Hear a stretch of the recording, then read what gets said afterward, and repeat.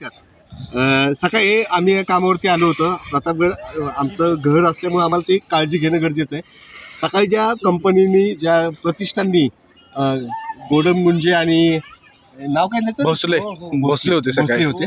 त्यांनी सांगितलं आम्ही फुल टाईट केलं आहे, ते फरशी पडणारच नाही, 100 वर्ष त्याला आयुष्य आहे. तर तुम्हाला मी कुठलाही पानं आणला नाही. हे बघा, तुम्ही प्रात्यक्षिक बघा. हे बघा, हे बघा, हे बघा, नट निघतात हाताने ते. हे बघा, हे बघा, नट बाहेर पण निघणार वळून. हे बघा. हे अशा प्रकारे त्यांनी नट टाईट केलेले नट निघतो का बघा. म्हणजे नाही ते हे बघा, संकट हे आत्ताच, हे बघा, हे बघा, 2 दिवसापूर्वी काम केलंय.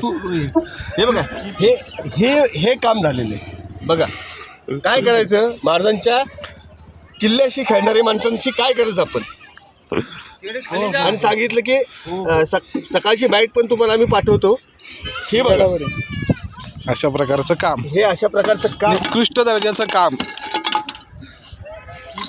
अजून तुम्हाला दाखवतो.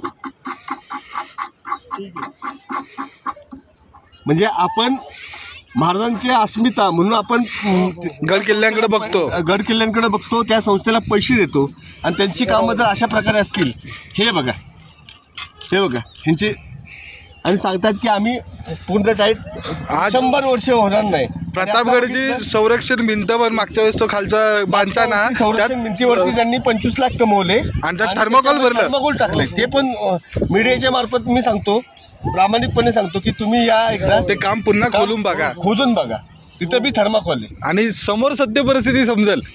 जय शिवराय, जय शिवराय.